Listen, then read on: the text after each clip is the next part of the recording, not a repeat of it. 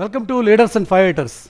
ఈరోజు మనతో పాటు ఈ ప్రోగ్రాంలో పార్టిసిపేట్ చేస్తున్నారు కాంగ్రెస్ పార్టీ సీనియర్ నాయకుడు, అలాగే రాష్ట్ర మంత్రి జూపల్లి కృష్ణరావు గారు. కృష్ణరావు గారు నమస్తే అండి. నమస్కారం. అలాగే మనతో పాటు 5 రైటర్లు కూడా స్టూడియోలో సిద్ధంగా ఉన్నారు. రవికాంత్ గారు, సుధాకర్ రెడ్డి గారు, అల్లనారాయణ గారు, అలాగే నవీన గారు, గౌరీశంకర్ గారు.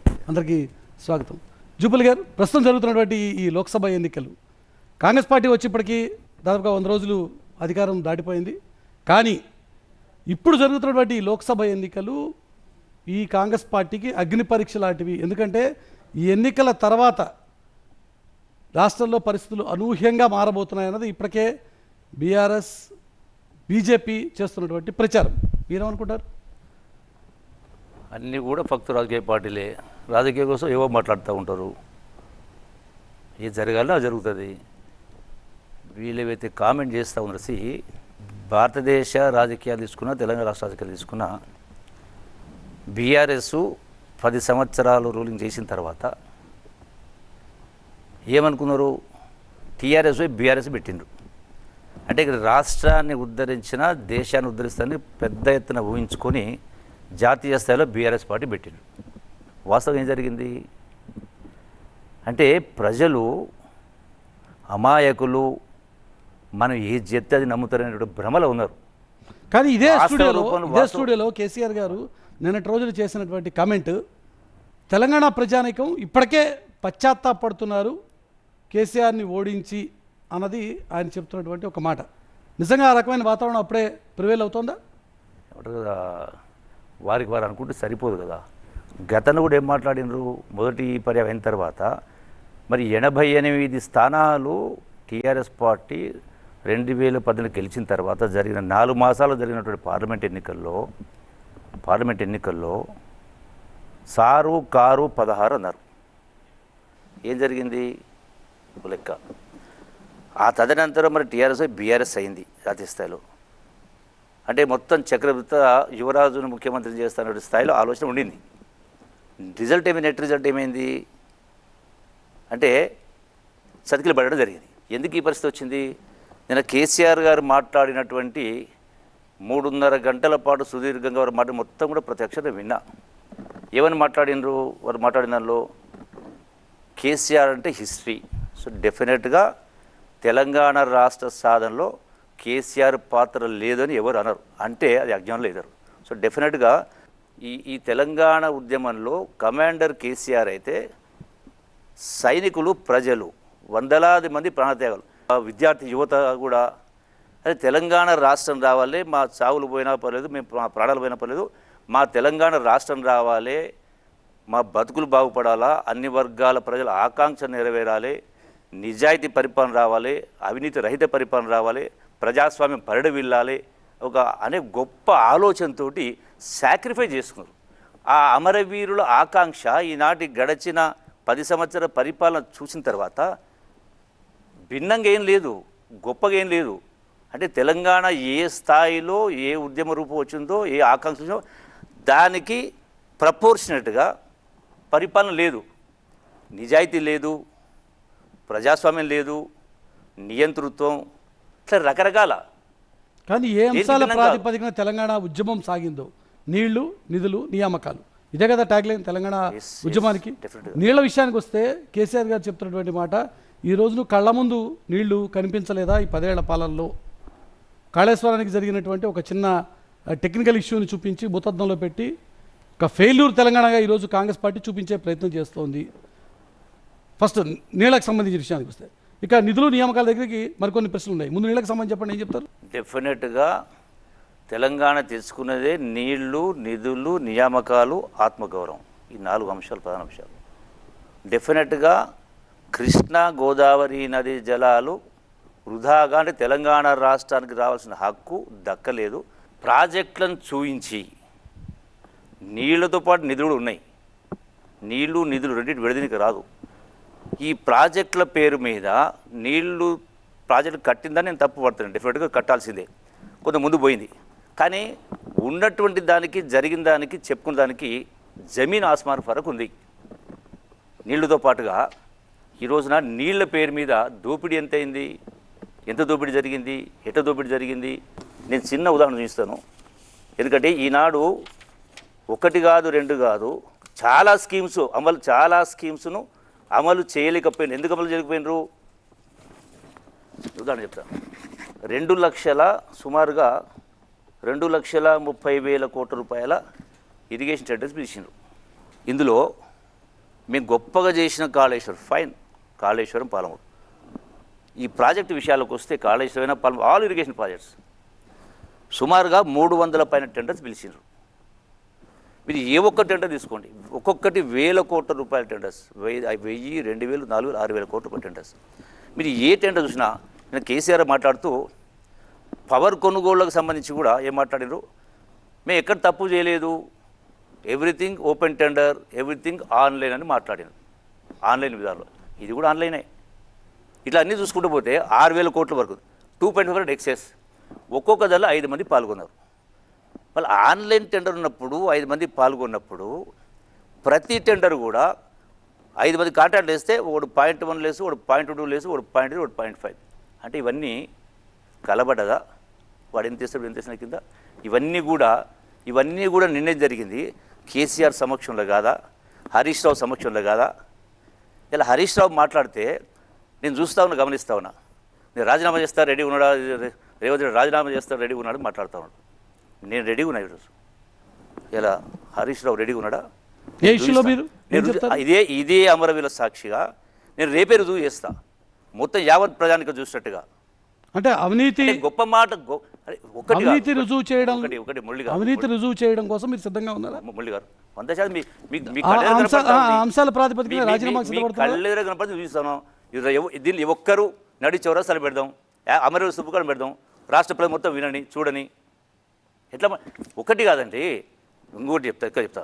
ఈ రోజున ఇది లెక్క అంటే 2,30,000 కోట్లలో అన్నీ కూడా 0.1, 0.2%, 1% 2%, 3% ఎక్సెస్ అన్నప్పుడు ఇదే రాష్ట్రంలో నేను గతంలో కూడా గడిచిన 20 సంవత్సరాలు 4 మంది ముఖ్యమంత్రులు నేను పనిచేసిన. ఇదే రాష్ట్రంలో గతంలో మేజర్ ఇరిగేషన్ వర్క్స్ ఉంటే అది కెనాల్స్ అయినా రిజర్వాయర్స్ అయినా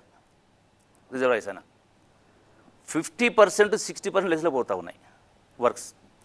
అంటే మరి ఈ ప్రపోర్షన్ లెక్కేసినప్పుడు మీరు 56% లెస్ కాకుండా ఈవెన్ 30-40% లెస్ పోయినా కూడా గత ఉదంతాలు ఉన్నాయి, గత ప్రభుత్వాలు జరిగినాయి. ఎందుకు ఈ ప్రభుత్వంలో కొన్ని జరిగినాయి ఎక్కడైతే అండర్స్టాండింగ్ రాలేదో అన్నప్పుడు మీరు 30% లెక్కేసుకుంటే ఎన్ని వేల కోట్ల అవినీతి అంటే 2,30,000 కోట్లు అంటే దగ్గర 78,000 కోట్లు, 90,000 కోట్లు. మీరేదైతే రైతు రుణమాఫీ చేయడానికి 10 సంవత్సరాలు పట్టింది, అది 20,000 కోట్లు చేయడానికి. నిరుద్యోగి వద్దకు నిరుద్యోగ భృతి ఇవ్వడానికి 3,000 ఇవ్వడానికి 10 సంవత్సరాలు మీరు ఇవ్వలేకపోయినరు. దళితులకు 3 ఎకరాలు కొనిస్తడానికి 10,000 20,000 కోట్లు కొందరికి వచ్చేది, అది ఇవ్వలేకపోయినరు. డబుల్ బెడ్రూమ్ ఇల్లు మొత్తం కావాల్సింది 30,000 కోట్లు, 40,000 కోట్లు. ఇవన్నీ కూడా అవన్నీ జరగకపోతే ఇవన్నీ స్కీమ్స్ అమలు అయ్యేటివే కదా, ఎందుకు చేయలేకపోయినరు? అంటే ఇరిగేషన్ ప్రాజెక్ట్లో అవినీతికి సంబంధించి మీరు చేసిన ఛాలెంజ్ గురించి అడుగుతున్నాను. ఇరిగేషన్ ప్రాజెక్టులో అవినీతికి సంబంధించి అవినీతిని రుజువు చేయలేకపోతే మంత్రిగా జూపల్లి కృష్ణారావు గారు రాజీనామా చేస్తారా? డెఫినెట్గా చేస్తా. దానికి ఏదైనా ఒక టైం లైన్ ఉందా? ఎప్పటిలోగా ఆయన హరీష్ రావు చెప్పండి, ఏ ప్రాతిపదికన రుజువు చేస్తారు? హరీష్ రావు అరే ఇప్పుడు న్యాయం అనేది ఒకటే ఉంటుంది, రెండు ఉండవు. వాస్తు ఒకటే ఉంటుంది, రెండు ఉండవు. గ్రామాల్లో పంచాయతీ పెడతారు చాలా ఇష్యూస్లో, అంటే సర్కమ్స్టాన్షియల్ ఎవిడెన్స్ కనపడుతుంది. That it self evidence. నేను అమరవీరుల రేపే వస్తా అంటున్నా. రేపు చేయమని రాజీనామా ఉత్తుత రాజీనామా చాలా చేస్తారండి, ఉత్తుతో బెదిరింపు చాలా చేస్తారు. రెండవదండి, మాట్లాడితే కేసీఆర్ మాట్లాడినా ఆరోపణ చేస్తే సవాళ్ళకు అర్థం పడుతూ ఉండాలి. అరే మీరు 10 సంవత్సరాలు రాష్ట్రాన్ని పరిపాలించి మీరు పరిపాలన మొదలుపెట్టినప్పుడు ఈ రాష్ట్ర అప్పు 70,000 కోట్లు అండి. ఈ రాష్ట్ర అప్పు 70,000 కోట్లు ఉండేది. మరి 70,000 కోట్ల అప్పు నుంచి ఈ రోజున ఎలక్ట్రిసిటీ డిస్కమ్లకు 80,000 కోట్లు కాకుండా టోటల్గా 7 లక్షల కోట్ల అప్పు, 6,71,757 కోట్లు అప్పినాడు. అంటే మీరు 10 సంవత్సరాలు అంటే మీరు ఎట్లా గొప్ప పరిపాలకులు అవుతారు? మీరేదో గొప్పగా దేశానికి ఆదర్శం ఎట్లా తీసుకోగలుగుతారు? దేశానికి ఆదర్శం ఎట్లా తీసుకుంటారు? ఏ విధంగా లెక్క ప్రకారం? లెట్ మీ కంప్లీట్ 2 మినిట్స్ చెప్పండి. నేను అడుగుతా 18 దాకా క్యాబినెట్లో ఉన్నారు మీరు, క్యాబినెట్లో భాగం. అంటే ఒక కలెక్టివ్ భాగస్వామ్యం ఉన్న మీరు ఇవాళ 10 ఏళ్ల పాలన గురించి మాట్లాడుతున్నారు. దాంట్లో 5 ఏళ్ల పాలన మీరు మంత్రిగా ఉన్నారు. రెండో విషయం ఏమిటంటే ఒక కలెక్టివ్ పార్ట్ ఆఫ్ ది గవర్నమెంట్తో పాటుగా ఈ కాంట్రాక్టులలో లెస్ కాంట్రాక్టుల ఎక్స్ట్రా కాంట్రాక్టులలో అది వేరే విషయం. కానీ నీటిపారుదల విషయంలో బీఆర్ఎస్ ప్రభుత్వం కానీ టీఆర్ఎస్ ప్రభుత్వం కానీ చేసింది వాస్తవమా కాదా అనే వచ్చినప్పుడు ఉదాహరణ మహబూబ్ నగరే అన్నిటికంటే ఎక్కువ. నిజానికి అక్కడ ప్రాజెక్టులు కంప్లీట్ కూడా కాలే. మిగతా కాళేశ్వరంతో పోల్చుకుంటే మీది పాలమూరు ఇంకా అక్కడనే ఉన్నది, ఇవన్నీ ఓకే. కానీ అయినా కూడా రివర్స్ మైగ్రేషన్ వచ్చేదాకా నీటి లభ్యత పెరిగింది అనేది వాస్తవమా కాదా? రెండోది ఏంటంటే మీరు ఫండ్స్ గురించి మాట్లాడితే ఫస్ట్ పాలమూరు నుంచే స్టార్ట్ చేస్తారు. పాలమూరు నుంచే స్టార్ట్ చేస్తారు ఎవరైనా. ఎందుకంటే దాదాపుగా కరువు అయిపోయిందని సంకలేశ్వరయ్య లాంటి వాళ్ళైతే అది కరువు భూమి, అది ఏం పండలేని ఇట్లాంటివన్నీ వచ్చిన ఒక ఏరియాని పునరుజ్జీవింపజేసింది బీఆర్ఎస్లా కాదా? దాంట్లో భాగంగా మీరు కూడా మంత్రిగా ఉన్నారు. ఇప్పుడు ఆ 10 ఏళ్ల కాలాన్ని మీరు డెనీ చేయలేరు. దాంట్లో 5 ఏళ్ల కాలం అయితే అసలే మీరు ఎట్లా అది చెప్తా. ప్లీజ్. ఇప్పుడు తెలంగాణ రాష్ట్ర ఆవశ్యకతనే పాలమూరు జిల్లా అత్యంత ప్రాధాన్యం అందరికంటే కూడా. ఈ పాలమూరు జిల్లాకు సంబంధించి కల్వకుర్తి అయినా, మహాత్మా గాంధీ వరకు అయినా, భీమా అయినా, నెట్టింపాడైనా, కోయిల్ సాగర్ అయినా ఇవన్నీ కూడా డాక్టర్ వైఎస్ రాజశేఖర రెడ్డి ముఖ్యమంత్రిగా ఉన్న సందర్భంలోనే నిధులు ఇచ్చి ఒక స్థాయికి వచ్చి ఏ స్థాయికి వచ్చిందంటే నేను ఆనాడు ఇండిపెండెంట్ ఎమ్మెల్యేగా ఉన్నా. ఆనాడే శ్రీశైలం బ్యాక్వర్డ్ నుంచి కల్వకుర్తి ఫస్ట్ పంప్ ఆన్ చేసి సింగోట రిజర్వాయర్ నింపి అక్కడి నుంచి నీళ్ళు ఇవ్వడం జరిగింది. ఆ పరంపర కొనసాగింది. దాన్ని టీఆర్ఎస్ ప్రభుత్వం ఆనాడు నేను మంత్రిగా ఉన్నా దాన్ని కంటిన్యూ చేయడం జరిగింది. నేనే పాయింట్ మీరు మిస్ చేస్తాను. నీళ్లు ప్రాజెక్టుల గురించి నీళ్ళు కట్టేదాని గురించి తప్పు పట్టం. కానీ దీన్ని చూపిస్తూ మనం చేసినటువంటి దోపిడీని ఆత్మవంచన చేసుకొని మాట్లాడుతూ ఇలా ఇన్ని స్కీములు అమలు చేయకపోగా రెండో మాట చెప్తున్నా. నేనేమంటా ఉన్నా, సుదీర్ఘంగా 4 గంటల పాటు కేసీఆర్ గారిని మాట్లాడి టీవీ9తో గొప్ప పరిపాలకులు. నేనేమంటా ఉన్నా, ఎట్లా గొప్ప పరిపాలకులు అవుతారు? 70,000 కోట్ల అప్పుతోటి మీకు రాష్ట్రాన్ని అప్పచెప్తే అది కూడా సోనియా గాంధీ గారి నాయకత్వంలో కాంగ్రెస్ ప్రభుత్వం తెలంగాణ రాష్ట్రం నుంచి హైదరాబాదు తెలంగాణ గుండెకాయ అంటే వేల కోట్ల రూపాయల ఆదాయం వచ్చినటువంటి హైదరాబాదు ఇచ్చిన తర్వాత కూడా 70,000 కోట్లు అప్పు చేస్తే 10 లక్షల కోట్లు ఆదాయం వచ్చింది రాష్ట్రానికి. గడిచిన 10 సంవత్సరాలు కేసీఆర్ తీసుకున్న తర్వాత 10 లక్షల కోట్ల రూపాయలు ఆదాయం వచ్చింది. 10 లక్షల కోట్ల ఆదాయం వచ్చిన తర్వాత కూడా 7 లక్షల కోట్ల రూపాయలు అప్పు చేసిండ్రు మిగతా అప్పులు కాకుండా. అయినా కూడా అంటే 10 + 7 17 లక్షల కోట్ల రూపాయలు మీ చేతులు ఉన్న తర్వాత కూడా మీరు 10 సంవత్సరాల కింద చెప్పినటువంటి దళితులకు 3 ఎకరాల భూమి చేయబోతుంది, డబుల్ బెడ్రూమ్ కాకపోయా, నిరుద్యోగ భృతి ఇవ్వబోతుంది. కానీ ఆ టెన్యూర్లో 10 ఏళ్లలో 5 ఏళ్ళు మీరే మంత్రిగా కూడా ఉన్నారు కదా. చెప్తా కలెక్టివ్ రెస్పాన్సిబిలిటీలో మీరు కూడా భాగస్వామి కదా. నేను అంశానికి సమానం చెప్తా. తర్వాత ఒక మాట అండి, ఇది పూర్తయిన తర్వాత దానికి కూడా సమానం చెప్తా, తప్పకుండా చెప్తా. నిజమేంటంటే మీరు మరి అంటే గొప్పగా ప్రాజెక్ట్ చేసుకుంటారు, గొప్ప పరిపాలన ఉంటారు, ఎట్లా గొప్ప లేదరు ఆ స్థాయి నుంచి మీకు ఈ స్థాయికి అప్పచెప్తే మీరు ఇవన్నీ చెయ్యకపోగా ఇంత అవినీతి చేసి, ఇంత అప్రజా పరిపాలన చేసి, ఇంత దుర్మార్గంగా చేసి మళ్ళీ ఈ రోజున ఏమంటా ఉన్నారు, అలివిగాని హామీలు ఇచ్చని మాట్లాడుతూ ఉన్నారు కేసీఆర్. అలివిగాని హామీలు అంటే మరి మీరు ఎట్లిచ్చిన, మీరంటే 80,000 పుస్తకాలు చదివినరు. సరే, ఈనాడు ఉన్నటువంటి ముఖ్యమంత్రి గారు అన్ని పుస్తకాలు చదవకపోయినవచ్చు. మరి మీరు ఎట్లా ఇచ్చిండ్రు? 10 సంవత్సరాల కింద హామీలు ఎట్లా ఇచ్చిండ్రు? అలివిగాని హామీలు ఏమంటారు? మీరు ఎందుకు అమలు చేయలే? మరి అది కాకుండా మొన్న ఎన్నికల ముందు కూడా మీరు 1,70,000 కోట్ల రూపాయలు ఖర్చు చేయటువంటి దళిత బంధు మీకు హామీ ఇచ్చింది కదా. మీరు దళిత బంధు హామీ ఇచ్చి 3 సంవత్సరాలలో మీరు ఇచ్చినటువంటి 1,70,000 కోట్లు ఇచ్చేది ఉంటే కేవలం 2,000 కోట్లు ఇచ్చింది. మీరు దేనికోసం ఇచ్చిండ్రు? అలివి కాని హామీలను మాట్లాడుతున్నారు. అదే కాకుండా మొన్న ఇచ్చినటువంటి 6 గ్యారెంటీల్లో కాంగ్రెస్ పార్టీ రైతు బంధు, రైతు భరోసా 10,000 నుంచి 15,000 చేస్తూ ఉన్నారు. మీరు కూడా దశలవారీగా 10,000 చేస్తూ ఉన్నారు. మహిళలకు 2,500 రూపాయలు ఇస్తామంటే మీరు 3,000 ఇస్తామని మాట్లాడింది. ఇట్లా ప్రతి అంశంలో కూడా అట్లాగే ఫిజికల్ హ్యాండిక్యాప్డ్ వాళ్ళకు కాంగ్రెస్ పార్టీ 5,000 ఇస్తారు, మీరు 6,000 ఇస్తామని చెప్పడం. అంటే ఈ విధంగా కాంగ్రెస్ పార్టీ ఇస్తామన్న దానికంటే మీరు ఎక్కువ హామీలు ఇచ్చింది కదా, ఇంకా ఎక్కువ చెప్పిండ్రు కదా. పెద్ద ఎత్తున కరప్షన్ జరిగిందా బీఆర్ఎస్ గవర్నమెంట్లో? సాక్ష్యమే చూపిస్తున్నా అంటున్నా. Will the government now at least the government మీరు సిబిఐ ఎంక్వైరీకి ఆర్డర్ చేస్తారా ఏదైనా? ఎందుకంటే స్టేట్ గవర్నమెంట్ ఎంక్వైరీ సాగుతలేదు. డెఫినెట్గా కాంగ్రెస్ గవర్నమెంట్ చాలా ఇష్యూస్లో ఎంక్వైరీస్కి ఆర్డర్ చేస్తే ఎంక్వైరీ నడుస్తూనే ఉన్నాయి. నేను అనేది ఏంటంటే ఇది మీరు ఎక్కువ కరప్షన్ దేంట్లో జరిగింది మీకు మీకు మీకు మీ వచ్చిన ఇన్ఫర్మేషన్ ప్రకారం హై రేట్ ఆఫ్ కరప్షన్ దేంట్లో జరిగింది? అన్నిట్లో జరిగింది. ఇరిగేషన్ జరిగింది, మిషన్ భగీరథలు జరిగింది, ధరణిలో రకరకాల అడ్డగోలు వ్యవహారాలు చేసిండ్రు. జరగంది ఏంది? ఇప్పుడు ఎందుకన్నా ఇప్పుడు పరిపాలన అంటే మీరు you are also part of the government ఉండేది కదా. నేను ఆ విషయం కూడా చెప్తాను, డెఫినెట్గా నేను క్లారిటీ ఇస్తా. అందుకనే అంటే ఇన్ని చెప్తూ ఇంత చేసి మీరు ఏం చేసిన 10,000 కోట్లు మేము గొప్పగా వెల్ఫేర్ చేసినారు. వెల్ఫేర్ ఇచ్చారు, మొత్తం వెల్ఫేర్ లెక్కేస్తే మీరు ఇచ్చినటువంటి ఆసరా పెన్షన్లు, రైతు భరోసా, ఎస్సీ బీసీ మైనార్టీకి ఇచ్చినటువంటి మొత్తం వెల్ఫేర్ కార్డు మొత్తం కలిపితే కూడా 2 లక్షల కోట్లు జరిగింది అవుట్ ఆఫ్ 17 లక్షల కోట్లలో. అంటే మరి మీరు అసలు తెలంగాణ రాష్ట్ర సాధనే ఇంతకుముందు చెప్పింది అంటే ఏ స్థాయిలో ఉండాలి అంటే ఉద్యమ స్థాయి ప్రపోర్షన్ చూసినప్పుడు అదే ప్రపోర్షన్లో అదే నిష్పత్తిలో పరిపాలన కూడా ఆ స్థాయిలో గొప్పగా ఉండాలని ఊహించుకున్నాం. గాంధీ కళను గ్రామ స్వరాజ్యం రాలే, రాష్ట్రం అప్పులపాలు చేసారు, ఇన్ని చేసి అలా మాట్లాడుతున్నారు. కేవలం 100 రోజులు నిండినటువంటి కాంగ్రెస్ 120 రోజులు ఈ రోజుకు బహుశా ఏమో ఎక్కడ పోతున్నారు, ఏడబడుకున్నారు, 4 నెలలు అయింది కదా అని.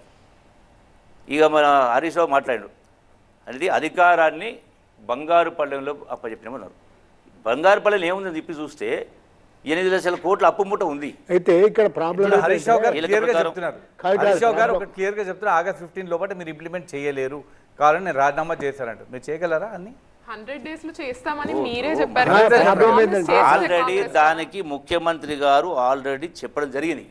నేనేమంటా ఉన్నా August 15 వరకు ఎందుకు ఆగుతారు? మంత్రి గారు ఇప్పుడు నేను చెప్తా ఉన్నా కదా, రేపు మీ కళ్ళేది కనపడతా ఉంది కదా, నేను రెడీ ఉన్నా.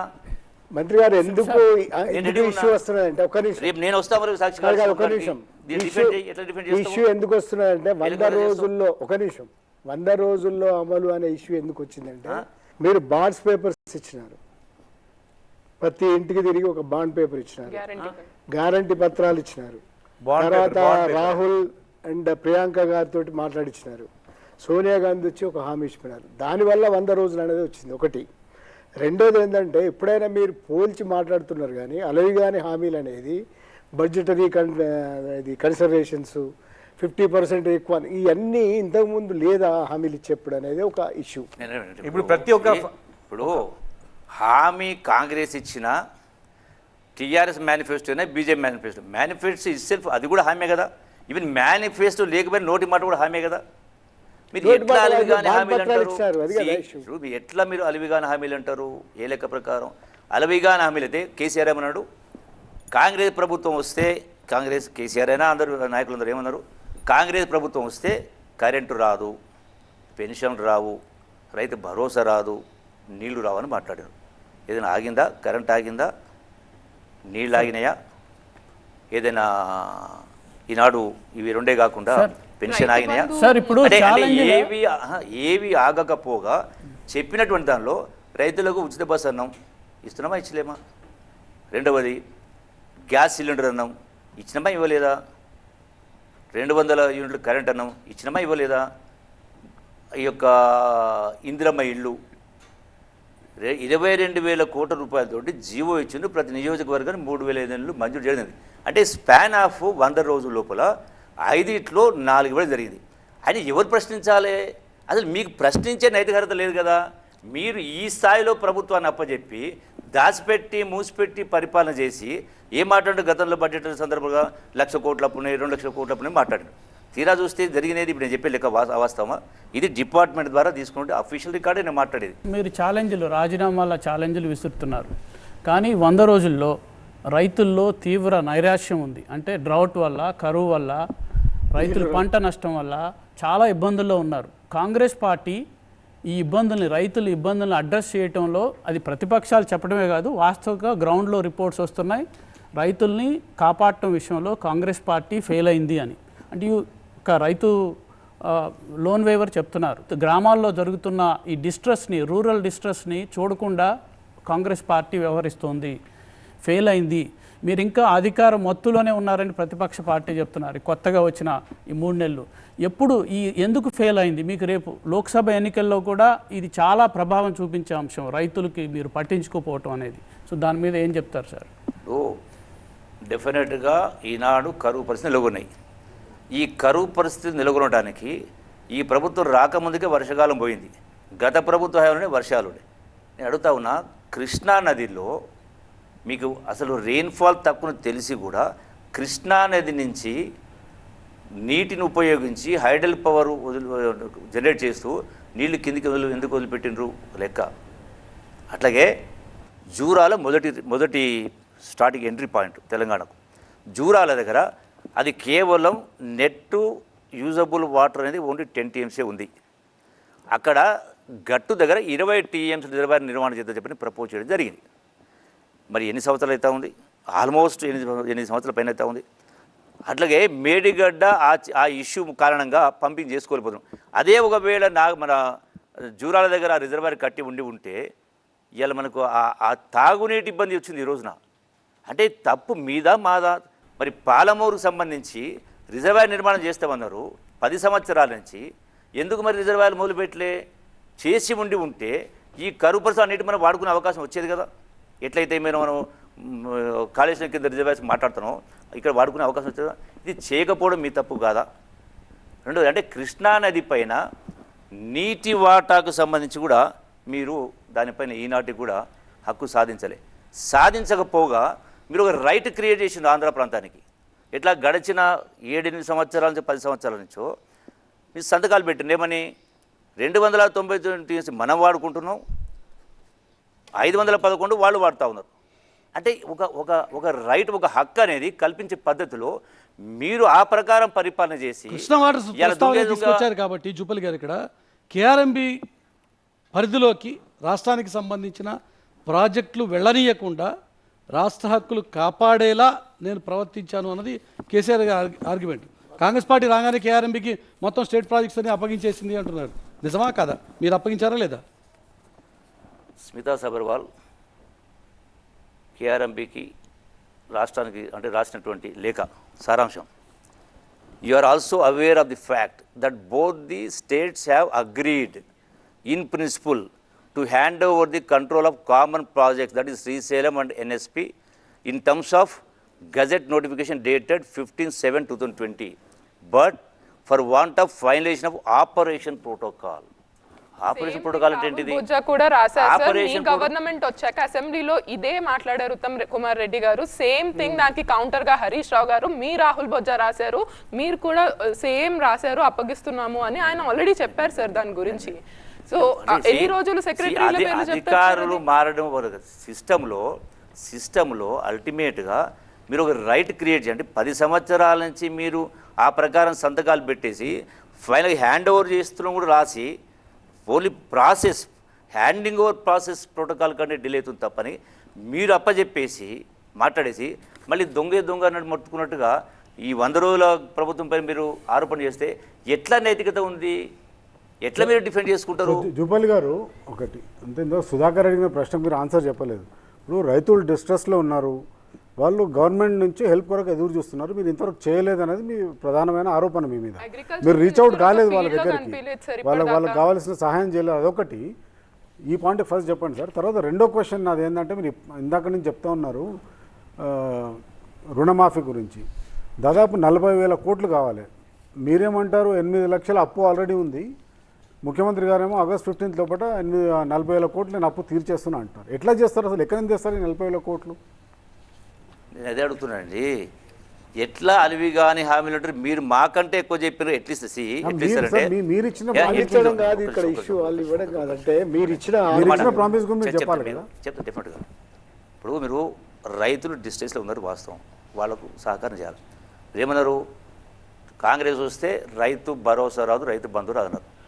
ఇప్పటిదాకా గూగుల్ పెట్టిన ఇప్పటికే మొత్తంగా 64 లక్షల మంది రైతాంగానికి సంబంధించి అంటే 95% పేమెంట్ చేయడం జరిగింది. టోటల్గా 5,574 కోట్ల 76 లక్షల రూపాయలు పేమెంట్ జరిగింది. మిగిలినవి ఎవరు ఉన్నాయి అంటే ఎన్ని ఎకరాలు సార్ ఎన్ని ఎకరాలకి ఇచ్చింది ఇది అప్ టు 5 acres దాటింది బిలో 5 acres మిగిలినటువంటిది కేవలం 5.5% ఉంది. ఆ ఫిగర్ కాబట్టి లెక్కలు కూడా చెప్తాయి ఇక్కడ. మిగిలినటువంటిది 10 ఎకరాలు 50 100 ఎకరాలు ఉన్నటువంటి వాళ్ళది ఉంది కొంత, ఇంకో 2000 crore పేమెంట్ చేసేది ఉంది. సో ఇది కూడా అప్ టు 10 or 15 20 అనేది ఈ రైతాంగాన్ని కూడా నెక్స్ట్ 1 week or 10 daysలో ఇది కూడా పూర్తి కాబోతా ఉంది. గగ్గోలు పెట్టిండ్రు అంటే రైతాంగం డిస్టర్స్ కాబట్టి ప్రయారిటీ ఇచ్చి పెట్టడం. మీకు చెప్తాను మరి ఇంతకంటే మేము గొప్ప చేయాలంటే ఇవి కాకుండా మీరు 40,000 కోట్ల రూపాయల బిల్లులు పెండింగ్ పెట్టిపోయారు. అది కూడా చిన్న చిన్న వాళ్ళవి, చిన్న చిన్న వాళ్ళ అంటే గ్రామ పంచాయతీ పనిచేసిన వాళ్ళే కూడా పెండింగ్లు ఉన్నాయి. అంటే 40,000 కోట్ల పెండింగ్ ఉన్నాయి. అంటే ఇన్ని ఉన్నా కూడా రైతాంగం డిస్ట్రెస్లో ఉన్నారు కాబట్టే వాళ్ళకు ప్రయారిటీ ఇచ్చి చేసే కార్యక్రమం సార్ మీ మీద ఇదే కాకుండా అంటే ఈ బిల్లులు మీ మంత్రులు మీ ఎమ్మెల్యేలు కాంట్రాక్టర్లుగా ఉన్నవే క్లియర్ చేశారన్నది ఆరోపణ. ఈ డబ్బు వాడారన్నది ఒకమాట. ఇప్పుడు ఇప్పటికీ మీరు చేసిన అప్పుకు 60,000 కోట్ల రూపాయల వడ్డీ కట్టాల్సి వస్తుంది. ఆ వడ్డీ కట్టడానికి కూడా అప్పులు చేసి కట్టించేటువంటి ఏర్పాటు చేస్తాం. అంటే ఈ మొత్తానికి కారణం మీరై ఎట్లా మా ప్రభుత్వాన్ని మీరు కృష్ణారావు గారు ఇదైతే చెప్పాలి. ఒకటి you are part of the government, మీరు ఉన్నారు, ఎమ్మెల్యే ఉన్నారు, ఎక్స్-ఎమ్మెల్యే ఉన్నారు. బడ్జెట్ పేపర్స్ ప్రతి సంవత్సరం ప్రజెంట్ చేస్తూ ఉంటారు. దాంట్లో క్లియర్గా బడ్జెట్ పేపర్లో ఎన్ని అప్పులు ఉన్నాయి, మనకి ఇన్కమ్ ఎంత ఉంది, ఎక్స్పెండిచర్ ఎంత ఉంది, అన్ని రెవెన్యూస్ ఉంటాయి. అవన్నీ తెలుసుండి కూడా మీరు ఇంత పెద్ద హామీలు పెట్టి మీరు ఇప్పుడు ఏం కట్టలేమో, ఖజానా ఖాళీ పెట్టిపోయినారు మాకు అని ప్రీవియస్ గవర్నమెంట్ తిట్టడం ఎట్లా ఉంటుంది? ఇంకోటి ఏంటంటే రైతాంగ డిస్ట్రెస్ అనేది ఒక బ్రాడ్ సెన్స్లో వీళ్ళిద్దరు అడిగినారు, ఒక బ్రాడ్ సెన్స్లో అడిగినారు. ఒకటి మీకు ఇంతకుముందు నీళ్ళ లభ్యత ఉండేది, నీళ్ళ లభ్యత ఎందుకు ఆల్ ఆఫ్ సడన్ పోయింది అనేది అర్థం కాల. నీటి లభ్యత అంటాం. నీటి లభ్యత అనేది కేవలం కాంగ్రెస్ పార్టీ అధికారంలో వచ్చినాక ఎందుకు దాన్ని ఒక అన్రెస్ట్ క్రియేట్ అయింది. రెండోది మీ మీద వస్తున్నటువంటి ఒక అభియోగం, కల్లాలలో ధాన్యం ఉంది, మీరు 500 ఎక్కువ ఇస్తా అన్నారు. అసలు ధాన్యం కొనేది కూడా ఇబ్బందిగా ఉందనే చెప్తున్నారు రైతులు, చెప్తున్న విషయం. ప్రతిపక్షాలు కూడా అవసరం లేదు. రెండోది సమ్మర్లో ఇట్లాంటి పరిస్థితులు వచ్చినప్పుడు మీరు రైతాంగం కోసం ఏం చేసినారు అనేది. డిస్ట్రెస్ అనేది అనేక రకాలుగా ఉంది. సమ్మర్ వల్ల, నీటి లభ్యత లేకపోవడం వల్ల, మీరు అనేది ఒకటి మంచి కారణం చెప్పినారు, ప్రాజెక్టు, కృష్ణా జిల్లా, ఈ కృష్ణా నది, ఇట్లాంటివన్నీ. వీటితో పాటుగా మీ ఏదైతే చేయాలో చేయలేదా, అది లోపం ఉందా లేదా అనేది ఇక్కడ చెప్పాలి. మీరు ఏమంటారంటే ఈనాడు ఉన్నటువంటి నీటి లభ్యత తగ్గిపోవడానికి కాంగ్రెస్ పార్టీ కారణం అంటే కాంగ్రెస్ పార్టీ కారణం అని అనలేదు మేము. అంటే అదే అర్థం వస్తుంది కదా. ఇప్పుడు నీటి లభ్యత లేకపోవడానికి కారణము కృష్ణానది నీళ్ళు కిందకు కోసి పవర్ జనరేట్ చేసిరి, గట్టులు ఇప్పుడు రిజర్వాయర్ కట్టకపోయి, కేఎల్ఎల్ రిజర్వాయర్ కట్టకపోయి, చెయ్యకపోగా మేము వచ్చినాక వర్షాకాలం రాలే. అంటే ఈ తప్పిదాలకు మీరు కారణమై అయినా కూడా ఈ తప్పిదాలకు గత ప్రభుత్వం కారణమై ఈ ప్రభుత్వం నెప్పముట్టడం ఎట్లా అది సహేతుకమవుతుంది అని ఒక పాయింట్. రెండవది రైతాంగాన్ని డిస్టర్బ్ కాబట్టి మొన్న వడగండ్ల వాన కూర్చింది నిజాంపూర్ జిల్లాలో. వడగండ్ల నేను కూడా పోయి వచ్చిన చూసి వచ్చిన. గత 10 సంవత్సరాల కాలంలో కేసీఆర్ ఏ రోజు కూడా కరువు వచ్చినా, వరదలు వచ్చినా, వడగండ్లు వచ్చినా ₹1 కూడా నష్టపరం ఇవ్వలేదు. రైతు బీమా అనేది చేయలే. మరి ప్రభుత్వం వచ్చిన నెల రోజు 2 రోజులే, అందులో కూడా ఈ ఆల్మోస్ట్ 1.5 మందికి వెళ్ళి ఎలక్షన్ కోడే వచ్చింది.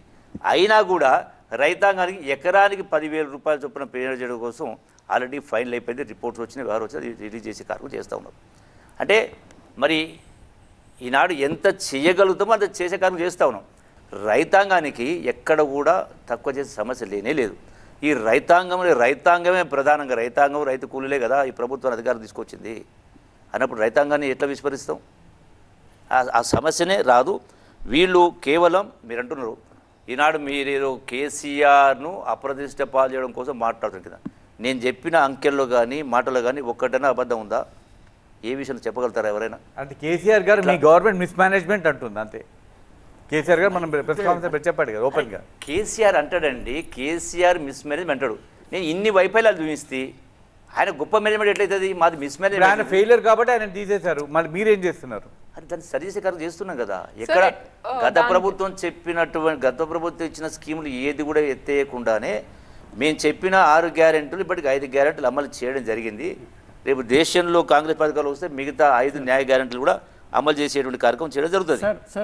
కేసీఆర్ గవర్నమెంట్లో మీరు ఇంత మాట్లాడే స్వేచ్ఛ లేదు అన్నది జనరల్గా ఉన్న విషయం.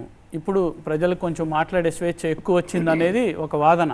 మీరు కూడా ఇప్పుడు వచ్చి బయట చెప్తున్నారు కేసీఆర్ ప్రభుత్వంలో మీరు అక్కడ మంత్రిగా ఉండి కూడా అప్పుడు మాట్లాడలేకపోయారు. మీరు ఇన్సైడర్గా అక్కడ అప్రెసివ్ రూల్ గురించి చెప్పండి. ఏం జరిగింది? ఎందుకు కేసీఆర్ ప్రభుత్వ హయాంలో మీరు అందరూ భయపడ్డారు? లేకపోతే ప్రజలు మాట్లాడలేదు? బయటికి మీడియా కూడా చాలా వరకు ఆ రోజు ఇష్యూస్ చాలా వరకు మీడియా కూడా రాయలేని పరిస్థితి. నేను ఆ అంశానికి సమాధానం చెప్పకుండా ఇక్కడి నుంచి లేచిపోను. మిగతా అంశాలు మాట ఆ అంశానికి వస్తాను, డెఫినెట్గా వస్తా. పాలమూరు ప్రాజెక్ట్ ఉందండి, ఏది జాతికి అంకితం చేసిన అన్నారు. జాతికి అంకితం ఏ ప్రాజెక్ట్ ఎప్పుడు చేస్తారు? ఆ ప్రాజెక్టు పూర్తి నీళ్ళు ఇస్తున్న అంకితం చేస్తారు. పాలమూరు ప్రాజెక్టు ఇప్పటికైనా ఖర్చు 25,000 కోట్లు. ఆ ప్రాజెక్టు పూర్తయి 12 లక్షల ఎకరాలకు నీళ్ళు ఇవ్వడానికి పూర్తి కాబోయే ఖర్చు సుమారుగా 70-80 వేల కోట్ల రూపాయలు. ఇప్పటికీ కాలువలకు అడ్మినిస్ట్రేషన్ శాంక్షన్ ఇవ్వలే. మొదటి పంపు నుంచి సెకండ్ పంపు వరకు కెనాలే లేదు. పూర్తి కాలి పోతే ఎక్కడ పోయినా నీళ్ళు చూపిస్తారా రేపు? మీకు ఒక సెంటు కూడా సెంటు కాదు దేవుడే, అసలు ముందుకే నీళ్ళు పోవు. కానీ ఇక్కడ సమస్య కాంగ్రెస్ పార్టీ అంకురార్పణ చేశారు అంటుంది పాలమూరు ప్రాజెక్టుకి సంబంధించిన వ్యవహారం. కానీ అడ్మినిస్ట్రేటివ్ శాంక్షన్స్ తీసుకొచ్చాము, దానికి సంబంధించి జీవో ఇచ్చాము, సర్వే చేస్తాము. లాస్ట్ వీక్ ఇదే ఎపిసోడ్ లో డికే గారు అన్నమాట. అందుకే ఆ క్రెడిట్ ఎవరికి ఇవ్వాలి మీరు ఇప్పుడు? పాలమూరు రంగారెడ్డి ప్రాజెక్టు వాస్తవంగా కిరణ్ కుమారుడు ఉన్న సందర్భంలో అడ్మినిస్ట్రేటివ్ శాంక్షన్ అనేది డిపిఆర్ జీవోలో జరిగింది. తదనంతరం సరే ఉద్యమ ఫలితం కావచ్చు, డెఫినెట్గా ఉద్యమ ఫలితమే, నేను కూడా ఒప్పుకుంటాను, డెఫినెట్గా ఉద్యమ ఫలితమే. ఆ ప్రాజెక్టు ముందుకు పోవడం జరిగింది. శాంక్షన్ ఎందుకు ఇచ్చిందంటే ఓన్లీ రిజర్వాయర్స్ పంప్ సెట్స్కి మాత్రమే శాంక్షన్ ఇచ్చిండ్రు. ఇక్కడ ఇంకో లెక్క చెప్తా, మిగిలినటువంటి మెయిన్ కెనాల్స్ కానీ డిస్ట్రిబ్యూటర్స్ కానీ ప్రతి దేనికి శాంక్షన్ లేవు. ఇప్పటికి అడ్మిషన్ శాంక్షన్ లేదు. అడ్మినిస్ట్రేషన్ సర్వే చేయాలి, ఎస్టిమేట్ చేయాలి, అడ్మినిస్ట్రేషన్ ఇవ్వాలా, టెండర్ బిల్ ఇవ్వాలి, పని మొదలు పెట్టాలా. కానీ జాతికి అంకితం చేస్తూ ఉంటారు. ఇక్కడ ఇంకొక పాయింట్ ఉంది నారాయణ గారు, అంటే ఎంత బ్లాటెంట్గా దీనిపైన నేను మాట్లాడకూడదు. నాగన్ జనార్దన్ గారు సుప్రీంకోర్టు కేసు వేసారు. ప్రభుత్వము ఒక కాంట్రాక్టర్ టెండర్ ఇస్తే ఆ కాంట్రాక్టర్ అదే కాంట్రాక్టర్ను బిహెచ్ఎల్కి అప్పచెప్తే అంటే 800 కోట్ల రూపాయలు అయ్యే ప్రాజెక్టుకు 2,400 కోట్లు ఖర్చు చేయడం జరిగింది. అది ఆల్రెడీ సుప్రీంకోర్టు నడుస్తూ ఉంది, కేసు నడుస్తూ ఉంది. అంటే ప్రజాధనాన్ని లూటీ చేసేదానిలో నేను అనుకుంటా ఎవరు కూడా సాటి రారు. అంటే వీళ్ళ అవసరాల కోసం దోసుకోవడమే కాదు, దోసిపెట్టింది. కాలువల విషయంలో, ఎత్తిపోతల కాలువల విషయంలో మీరే ద్రోహం చేసినారని నిన్న ఒక ఆరోపణ చేసినాడు ఆయన. అంటే నిజమా అది? ఏది పాలమూరు లిఫ్ట్ కేఎల్ఐ దాని ముందరి ప్రాజెక్ట్ కేఎల్ఐ కెనాల్ కలవగుట్టు లిఫ్ట్. ఇప్పుడు ఆరోపణ చేయడం నేను చెప్తాను మీకు, ఇంతకుముందు చెప్పిన మీరు వినలేదు. ఇప్పుడు కల్వకుర్తి ప్రాజెక్టును దాని ఎగ్జాంపుల్ చెప్తాను. కల్వకుర్తి నేను ఇండిపెండెంట్ ఎమ్మెల్యే అయిన తర్వాత 15 రోజులు నిలవలకే, అంతకుముందు చంద్రబాబు పీరియడ్లో ఎలక్షన్ల ముందు 2003 నవంబర్లో కేవలం 12 కోట్ల రూపాయలు రిలీజ్ చేసి ఆ రిజర్వాయర్కు ఆ కెనాల్కు టెండర్ పిలిచింది. అక్కడ దాకా నాకు తెలిసింది. ఇది ఏమైంది చూద్దామనే కింద వెళ్ళేసి నేను ఇదే జలసౌధకు పోయినా.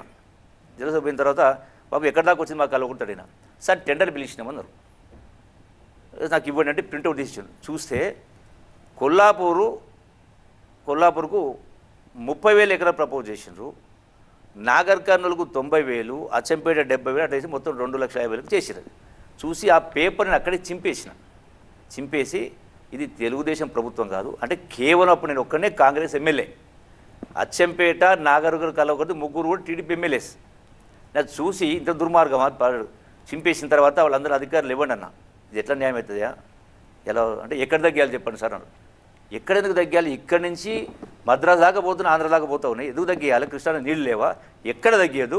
2,50,000 ఎకరాలు 3,50,000 ఎకరాలు చెప్పి నేను ఆయకట్టును పెంచి 2,50,000 ఎకరాలు 3,50,000 ఎకరాలు చేసి ఆ ప్రకారం అడ్మినిస్ట్రేషన్ ఇప్పించి దానికి రిజర్వాయర్స్కి సంబంధించి 25 TM రిజర్వాయర్ కూడా ఆన్లైన్ పెట్టడం జరిగింది. ఆనాటి ఉన్నటువంటి అప్పుడున్నటువంటి ENC somebody from AP all of sudden delete చేసి పడేసాడు రిజర్వాయర్స్ను. నేను తర్వాత గొడవ చేసిన అటెండ్ చేసిన కింద దాని తర్వాత చూసుకోవాలి అప్పటికే ఇదైపోయింది. సో దాని తర్వాత నేను అప్పుడు ఇండిపెండెంట్ ఎమ్మెల్యే ఉన్నా, అయినా కూడా 2,50,000 ఎకరాన్ని 3,00,000 ఎకరాలు పెంచి ఎక్కడ తగ్గియకుండా ఆనాడు రైతాంగం మేలు జరగాలని చేసినాం. ఆరోపణ చేస్తే దానికి సహేతుకతో దానికి ఆధారం ఉండాలి. నేను ఎక్కడ కూడా అబద్ధాలు మాట్లాడ ఎప్పుడు కూడా నేను చెప్పిన దానికి 100% నేను సబ్స్క్రైబ్ చేసుకుంటాను. సార్, పాలమూరు రంగారెడ్డి ప్రాజెక్ట్ గురించి నేషనల్ స్టేటస్ ఇవ్వము, 60-40% ఫండింగ్లో తీసుకుంటాము అన్నది పెద్ద ఇష్యూ లాగా తీసుకెళ్తున్నారు. నేషనల్ స్టేటస్ వద్దు అన్నారు. నేషనల్ స్టేటస్ అన్నది ఉండదు, 60-40 అయితే మేము ఓకే ఒప్పుకొని వచ్చేసామని ఉత్తమ్ కుమార్ రెడ్డి స్టేట్మెంట్ ఇచ్చారు. కాంగ్రెస్ ప్రభుత్వం కూడా నేషనల్ స్టేటస్ వద్దనుకుంటుంది అంటారు. పాలమూరు రంగారెడ్డి గురించే ఒక కాలువ తవ్వాము, ఇంకొన్ని కాలువలు తవ్వితే అయిపోతుంది, కానీ 7,000 crores of tenders Palamuru Rangareddy ఇది ఆపేశారు. జూరాలలో ఏమో 13 TMC వాటర్ ఉంది, దాంతో కొడంగల్ నారాయణపేట లిఫ్ట్ మీద ఫోకస్ పెట్టారు. ఇంత పెద్ద ప్రాజెక్ట్ని వదిలేస్తున్నారు. మీరు ఇప్పటి వరకు చేసిన ఆరోపణ ఏంటి? పాత ప్రాజెక్టులను వీళ్ళు కంటిన్యూ చేయలేదని. కేసీఆర్ స్టార్ట్ చేసిన ప్రాజెక్ట్ కూడా మీరు కంటిన్యూ చేయరా? పాలమూరు ప్రాజెక్టును తగ్గించే సమస్య లేదు. నెంబర్ 1, జూరాల నుంచి నారాయణపేటకు కొడంగల్ తీసుకుపోవడం కరెక్టే. ఎందుకంటే ఇక్కడ ఎంత ఎక్కువ వాటర్ను జూరాల నుంచి పంపింగ్ చేసుకొని స్టోర్ చేసుకెళ్ళిస్తే 100 మీటర్ల హైట్ తగ్గుతుంది. 100 మీటర్లు శ్రీశైలం తీసుకోవాలంటే 220 లెవెల్ తీసుకోవాలి. అదే జూరాలుగా తీసుకుంటే 320 or 320, 325 వస్తుంది. అంటే 100-150 మీటర్ల పంపింగ్ హెడ్ తగ్గుతుంది. రెండవది, శ్రీశైలం నుంచి రాయలసీమ నీళ్ళు తీసుకుపోయే అవకాశం ఉంది. కాబట్టి మనం ఎంత నీళ్లు ఎక్కువ జూరాల నుంచి పంపింగ్ చేసుకొని నారాయణపేట అయినా కొడంగల్ అయినా రిజర్వాయర్లు కట్టుకొని తీసుకుంటే అది అడ్వాంటేజ్ డెఫినెట్గా ఆ పని కూడా అప్పుడు జరగలేదు. నేను ముఖ్యమంత్రి గారు ఆ స్కీమ్ నేను తప్పు పట్టాను, 100% కరెక్ట్. అది ఎంత ఎప్పుడంత తీసుకుపోవాలి. టోటల్ రైట్ మనం తెలంగాణకి వస్తే అక్కడి నుంచి తీసుకుపోతే మనం తప్పు ఎందుకు పడతాం? మరి ప్రజాస్వామ్యయుతంగా ఈ రోజున తెలంగాణ ప్రభుత్వం నడిచింది అన్నది కేసీఆర్ గారు చేస్తున్నటువంటి ఆర్గ్యుమెంటు. ఆయన కొంతమంది రాష్ట్ర అభివృద్ధి క్రమంలో చాలామంది వేరే పార్టీల నుంచి కూడా వచ్చి చేరిపారు. ఇది కూడా పార్ట్ ఆఫ్ డెమోక్రసీ అన్నది ఆ రోజు కేసీఆర్ గారు చెప్పినటువంటి మాట. పార్టీ ఫిరాయింపులు అనేటువంటి అంశాన్ని ఈ రోజు మీరు కూడా సమర్థించుకున్నారా? మీరు అదే పని చేయదలుచుకున్నారా? చెప్తే మీరు ప్రజాస్వామ్యం గురించి మాట్లాడండి. ఫస్ట్ ప్రజాస్వామ్యం, గత ప్రభుత్వం ప్రజాస్వామ్య ప్రకారం పరిపాలన చేయలేదు కాబట్టే, నియంతృత్వ పోకుండా పోయింది కాబట్టే, ఇష్టారాజ్యంగా ప్రవర్తించింది కాబట్టే మనిషినిగా చూడలే. ఆఖరికి సంబంధిత సొంత మంత్రులు పోయినా నేను కూడా బాధితున్నే. ఎట్లా సార్ ఎక్స్ప్లెయిన్? నేను కూడా బాధితున్నే. చెప్తాను. ఇప్పుడు కేసీఆర్ గారు నేను పార్టీలో చేరకముందేమో ఆయన కార్లో కూర్చోబెట్టుకొని ఫామ్ హౌస్ మొత్తం తిప్పిండు. పార్టీలో చేరిన తర్వాత నా వారం రోజులకే ఎదురు కూర్చుంటే చూసి నమస్కారం సార్ బాగున్నాడు అన్నాక 2 గంటలు పేపర్ చదువుకున్నాడు తప్ప పల్లెత మాట మాట్లాడాల. నా డిపార్ట్మెంట్కి సంబంధించి ఫామ్ హౌస్ కాడికి పోతే మార్నింగ్ 11 o'clock 12 o'clock ఈ గొప్ప ఆయన ఎవరు Rajya Sabha MP Joginipalli Santosh sorry sir అంటాడు. కళ్ళనీళ్ళు వచ్చినాయి. బుద్ధి ఉంటే ఇంకొకసారి రావద్దని పిలిస్తే తప్ప నా డిమాండ్ తప్ప ఏ రోజు పోలే. ఇలా మీరు ప్రజాస్వామ్యం గురించి మాట్లాడతారు. నిన్న సీఎం గారు కేసీఆర్ గారు ఏమన్నారు? మొన్న అంబేద్కర్ స్టాచ్యూ దగ్గర ఓపెన్ చేయలేదు, అంబేద్కర్ జయంతి రోజు అంబేద్కర్ అవమానిస్తారా అని మాట్లాడారు. అంటే ఎంత అంటే మిమ్మల్ని మీరు వాస్తవం కాదంటారు. ఒకటే కాదు జూపల్ గారు, వాస్తవం కాదంటారు. రాష్ట్ర మంత్రిగా మీరే సమాధానం చెప్పాలి. అంబేద్కర్ జయంతి రోజున రాష్ట్రంలో అతిపెద్ద విగ్రహం ఈరోజు కనీసం ఆ రోజు ఓపెన్ చేయనటువంటి పరిస్థితి నిజం కాదా ఇది? క్వశ్చను అంబేద్కరు అందరి మనసులో ఉంటాడు. 1 point. అంబేద్కర్ గురించి కేసీఆర్ మాట్లాడితే ఈ నవ్విపోదురు కాక నాకేంటన్నట్టుగా మీరు 10 సంవత్సరాలు ఏ ఒక్క రోజు అంబేద్కర్ జయంతికి పూలమాల వేలే. అంబేద్కర్ గురించి రాజ్యాంగం గురించి మీరు మాట్లాడతారు. ఒక మాట అంబేద్కర్ గారిని గౌరవించినట్టు మీరు మాట్లాడుతున్నారు. అంబేద్కర్ పార్లమెంట్లో రాజ్యసభ ఎందుకు పెట్టిండు అంటే లోక్సభలో చట్టం బిల్లు పాస్ అయినప్పుడు దానిలో లోపభూయిష్టంగా ఉంటే నిష్ణాతులను పెట్టి రాజ్యసభలో ఎక్స్పర్ట్స్ అంటే రాజ్యసభలో నిష్ణాతుల్ని పరిజ్ఞానం ఉన్నవాడను ఆయా సబ్జెక్టులో వాడిని పెడితే అటువంటి వాళ్ళ కోసం సభ పెట్టిండు. మళ్ళీ అంత గొప్పగా నీవు గౌరవించేటోడవు నీకు రోజు పెగ్గులు పోసేటువంటి సంతోష్ రావుకు రాజ్యసభ మెంబర్ ఎట్లా ఇచ్చినావు నువ్వు? మేము అంబేద్కర్ గౌరవించుట అవమానించుట. అంటే మిమ్మల్ని ఫామ్ హౌస్లోకి సంతోష్ అలౌ చేయలేదు కాబట్టి వ్యక్తిగతంగా ఇప్పుడు సంతోషం తిట్టదలుచుకున్నారా? క్వశ్చను నాకు ఎవరితో వ్యక్తిగత లేదండి, క్వశ్చన్ ద సిస్టమ్ చెప్తున్నా. కృష్ణారావు గారు కనీసం ఈ కలెక్టివ్ రెస్పాన్సిబిలిటీకి సంబంధించి గత ప్రభుత్వ హయాంలో అంటే బీఆర్ఎస్ ప్రభుత్వ హయాంలో అప్పుడు టీఆర్ఎస్ ప్రభుత్వ హయాంలో జరిగినటువంటి తప్పులకి అవినీతికి మంత్రిగా మీరు కూడా బాధ్యులు కారా? కాదు. ఎందుకు కాదు? ఎందుకు కాదు? క్యాబినెట్ అంటే కలెక్టివ్ రెస్పాన్సిబిలిటీ, మీరు కూడా అందులో భాగస్వామ్యం. వినండి వినండి వినండి, వీళ్ళు క్యాబినెట్ నిర్ణయానికి బాధ్యులమవుతాం, క్యాబినెట్ నిర్ణయానికి బాధ్యులమవుతాం. క్యాబినెట్ నిర్ణయం కాకుండా మంత్రులు తీసుకున్న నిర్ణయానికి మేము ఎట్లా బాధ్యులమవుతాం? ఇంకో మంత్రి తీసుకున్న నిర్ణయానికి మీరు చెప్తే టెండర్లు పిలిచింది, మాకెట్లా సంబంధం ఉంటుంది? అది అని ఇండివిజువల్ కాదు కదా, అది individual కాదు కదా, మీరు మంత్రి క్యాబినెట్ కదా. అప్రూవలే కదా అన్ని. క్యాబినెట్ డెసిషన్ లేకుండా తీసుకోరు కదా అవన్నీ. ఆఖరికి క్యాబినెట్ ఆమోదం అయితే ఉంటుంది కదా. ప్రాజెక్ట్ అప్రూవల్ క్యాబినెట్ ఇస్తుందండి. అంతే కదా. ప్రాజెక్ట్ ఎగ్జిక్యూషన్ అనేది సంబంధిత మంత్రి చేస్తాడు, సంబంధిత మంత్రి జీవోలు ఇస్తారు, సంబంధిత మంత్రి టెండర్లు పిలుస్తారు.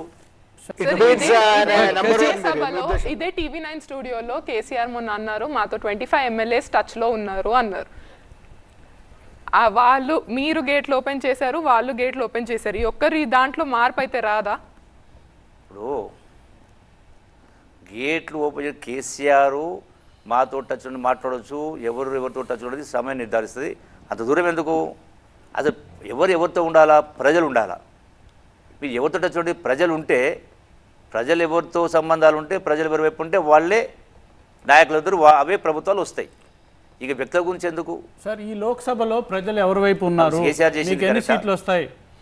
మీరు కొనుగోలు మీరు చేయగలరు. కూడా అదే చేస్తారు. సార్ ఈ లోక్సభ ఎన్నికల్లో ప్రజలు ఎవరి వైపు ఉన్నారు, మీకు ఎన్ని సీట్లు వస్తాయి, మీరు నాగర్ కర్నూలు గెలుస్తున్నారా లేదా, నాగర్ కర్నూలు, మహబూబ్ మీరు నగర్, సోనియా గాంధీ మహబూబ్ తెలంగాణ ఇచ్చిందన్న నగర్. కారణంతోనే ఓటు అడుగుతున్నారు. మీరు ఎక్కువ మీ క్యాంపెయిన్ మేము చూస్తే సోనియా గాంధీ తెలంగాణ ఇచ్చింది కాబట్టి మనం ఓటు వేయాలి, ఆల్రెడీ మొన్న వేశారు కదా, మళ్ళీ అదే ప్రాతిపదికన మీరు ఓటు అడుగుతున్నారు. చెప్తానికి చెప్పండి. నేను చెప్తాను. ఇప్పుడు ముఖ్యమంత్రి గారు చాలా ఫోకస్ పెట్టి మహబూబ్ నగర్ మీద మొన్న అంటారు, మొన్న ఓటు వేశారు కదా సోనియా గాంధీ తెలంగాణ ఇచ్చింది, మళ్ళీ ఎందుకు అంటారు.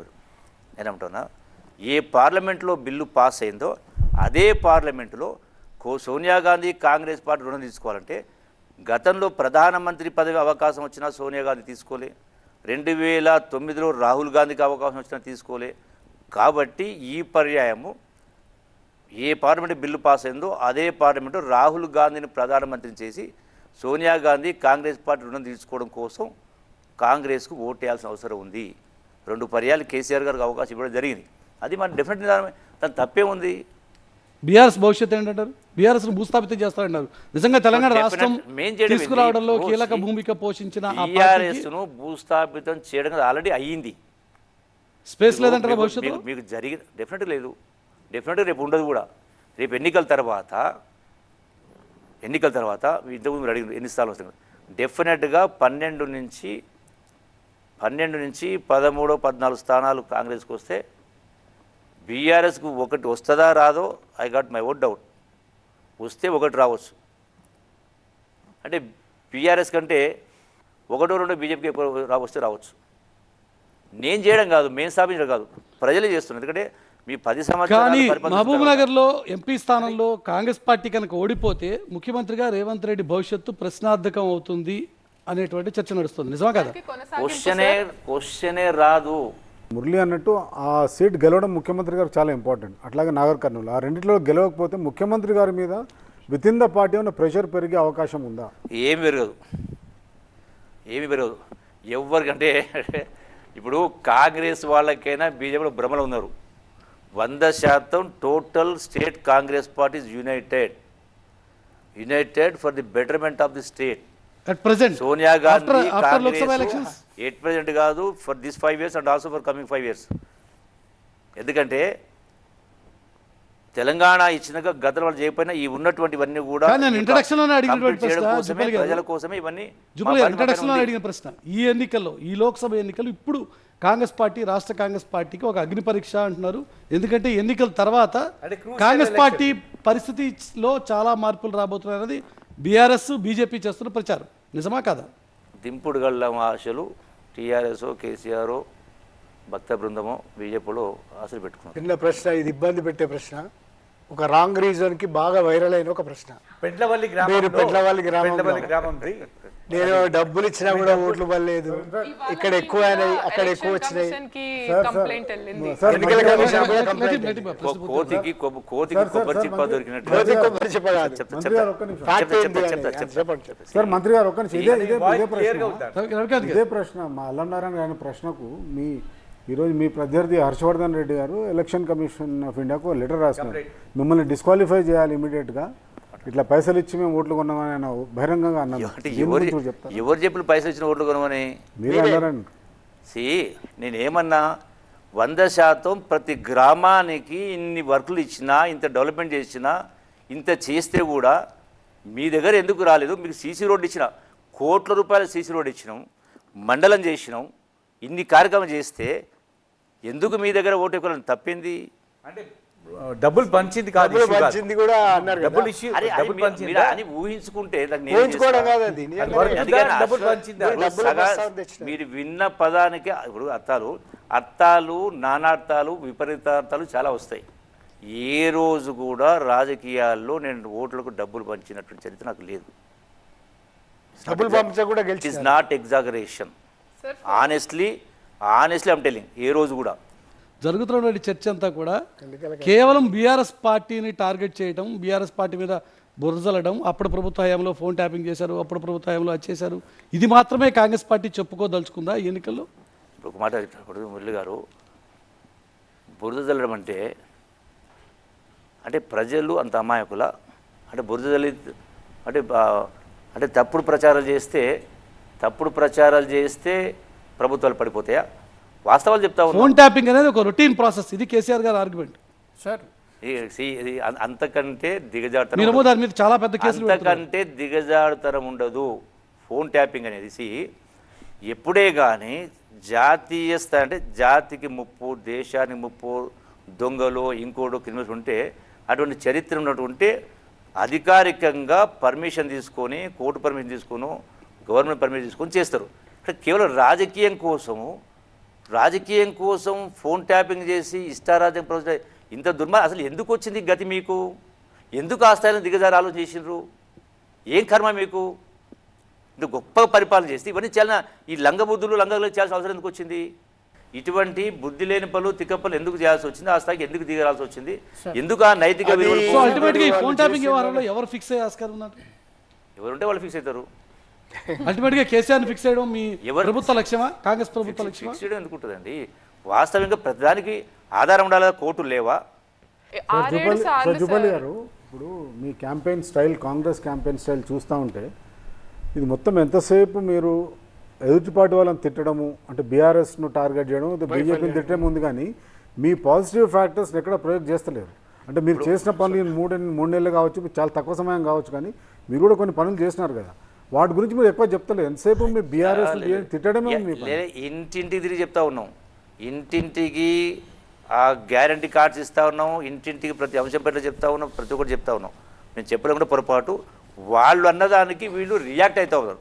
వాళ్ళు మాట్లాడతారు, కేసీఆర్ మాట్లాడతాడా, హరీష్ మాట్లాడతాడా, ఇంకోరు మాట్లాడతాడా, వాళ్ళు మాట్లాడినాక రియాక్ట్ అవుతున్నారు. రియాక్ట్ కాకపోతే వాళ్ళదే నిజం అనుకుంటారు కదా. సార్ ఒక ముఖ్యమైన ప్రశ్న సార్, ఇందాక మురళీ గారు అడుగుతూ సిబిఐని మీరు పిలుస్తారా అవినీతి, కేసీఆర్ అవినీతి మీద విచారణ చేయడానికి అన్నారు. సిబిఐని కేసీఆర్ బ్యాన్ చేశాడు, అది బ్యాన్ ఎంతవరకు ఎత్తేయలేదు, మీరు ఎత్తేస్తారా లేదా మీ ప్రభుత్వం? ఈ సందర్భాన్ని బట్టి, అవసరాన్ని బట్టి, అవసరం ఉంటే పిలుస్తారు, అవసరం ఉంటే చేయరు. ఓకే జుపల్ గారు, క్లోజ్ చేసే ముందు ఒక ర్యాపిడ్ క్వశ్చన్స్. ఏఆర్బి మీరే చెప్పచ్చు. మీ రాజకీయ జీవితాన్ని మలుపు తిప్పినటువంటి నేత ఎవరు? ఒకరు వైఎస్ఆర్, రెండు కేసీఆర్. రెండు కాదు, మొదలు ఆయన క్యాబినెట్లో పనిచేశారు. నా జీవితంలో జరిగినటువంటి సంఘటనలు నేను ఎక్కడ కాంప్రమైజ్ కాలే, అదే నన్ను ఇక్కడ దాకా తీసుకొచ్చింది. ఓకే, ఈ ఎన్నికలకు సంబంధించి, ఈ లోక్సభ ఎన్నికలకు సంబంధించి కాంగ్రెస్ గెలుపు మీద మీకు ఉన్నటువంటి ధీమా ఏంటి? ఒకటి రేవంత్ రెడ్డి పరిపాలన, రెండు రాహుల్ కరిష్మా. రెండు. ఓకే, బీఆర్ఎస్ ప్రస్తుత పరిస్థితికి కారణం ఏంటి అని మీరు అనుకుంటున్నారు? ఒకటి కేసీఆర్ స్వయంకృతాపరాధమా, లేక టీఆర్ఎస్ పార్టీని బీఆర్ఎస్ పార్టీగా మార్చడమా? స్వయంకృతాపరాధం, అన్ని కలగలిపి ఆలోచన విధానం. నేను సర్వజ్ఞానిని అని అనుకోవడమే. వినాలే, చూడాలి, కలవాలా, పదవి మంచి చెడు తెలుసుకోవాలా. తెలంగాణ రాష్ట్రం వచ్చిన తర్వాత ఈ దుస్థితి ఉండాల్సిన పరిస్థితి కాదు. అంటే ఆ మైండ్ సెట్ లేదు. తనకు తాను గొప్పగా నేను అందరికన్నా గొప్ప అని చెప్పుకుంటే which is not correct. Okay, ఆయన స్వయం కృతాపరాధం అదే కారణం. ఓకే, స్థానికంగా మీకున్నటువంటి ఇష్యూకి సంబంధించి బీరం హర్షవర్ధన్ రెడ్డితో మీకున్నటువంటి వ్యవహారం ఏంటి? ఏమీ లేదు. రాజకీయ వైరమా, వ్యక్తిగత కక్ష? సిసి రాజకీయం నథింగ్. రాజకీయం కూడా లేదు. టికెట్ వచ్చింది, కాంటాక్ట్ చేసి నథింగ్ ఎల్స్.